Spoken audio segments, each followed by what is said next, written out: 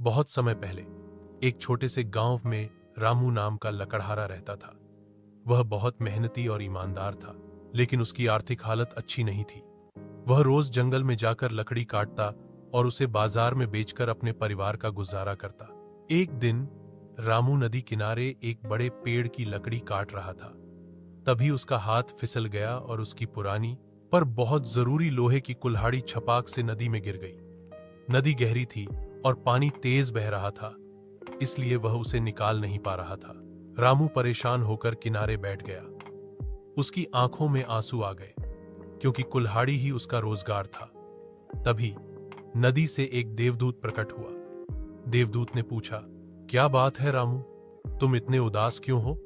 रामू ने पूरी बात ईमानदारी से बता दी। देवदूत मुस्कुराया और पानी में गोता लगाया।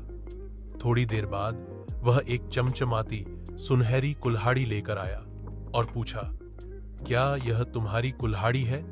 रामू ने तुरंत कहा, नहीं, यह मेरी नहीं है। मेरी कुल्हाड़ी लोहे की थी, पुरानी और साधारण। देवदूत ने फिर गोता लगाया और इस बार चांदी की कुल्हाड़ी लेकर आया। क्या यह तुम्हारी है? रामू ने फिर सिर हिलाया, नहीं, यह भी मेरी नहीं है। आखिरकार देवदूत तीसरी बार पानी में गया और रामू की वही पुरानी लोहे की कुल्हाड़ी लेकर आया। रामू का चेहरा खिल उठा। हाँ, यही मेरी कुल्हाड़ी है। रामू की ईमानदारी देखकर देवदूत बहुत खुश हुआ और बोला, तुमने लालच नहीं किया, इसलिए इनाम में मैं तुम्हें तीनों कुल्हाड़ियां देता हूं, लोहे की, चांदी की और सुनहरी।